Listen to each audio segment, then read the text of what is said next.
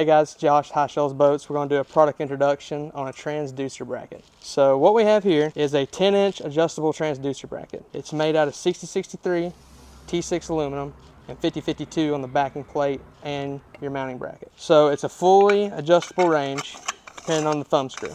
Super easy to install, very DIY friendly, and it only requires 4 quarter 20 bolts, usually 3 inches long, sometimes 2.5, depending on the brand boat that you have. And then we would usually advise doing 5200 for the back of it, just for sealing it against the transom of your boat. So if you come with us, we're going to show you how to install this. The functionality of it is to keep your transducer bracket out of the water when you're driving. So if you're running through stumps, low water situations, sand, rocks, anything like that, you can get the clearance that you need to keep that $200, $300, $400 transducer out of the water and out of harm's way. So the first thing that you want to do is find out where you need your bracket to sit. I usually advise to make it, when it's fully extended, to be 2 inches below the bottom of your hull. At that point, you're going to mark out on your plate where it sits and where you want it. At that point, you're going to bring it back to wherever your workstation is, grab 1 quarter 20 drill bit, and you're going to mark out in each corner of your plate where you need to drill it. Now, if you have bracing in certain areas that you're trying to mount this,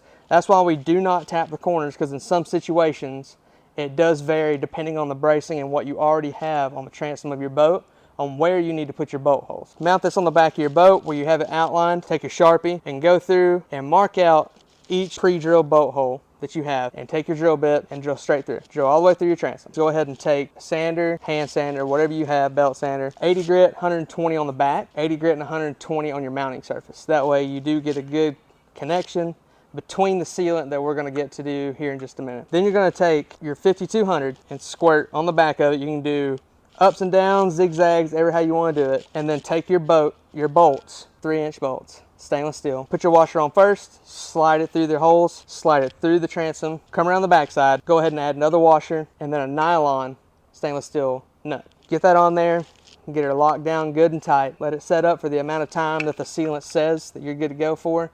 And in that time variable, I would say at least 48 hours. That's all you gotta do. Then all you gotta do is come behind it. If you wanna mount it below it, you can. If you wanna mount it on the lip, you can do that as well.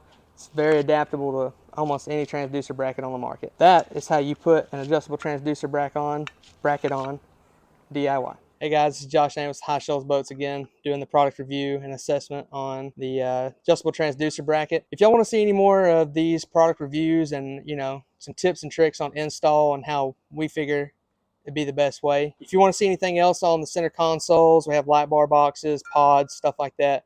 We have an array of products that we carry on TBNation. If you want to see anything like that, drop a comment, you know, share, give us a little bit of review on what you like and what you don't.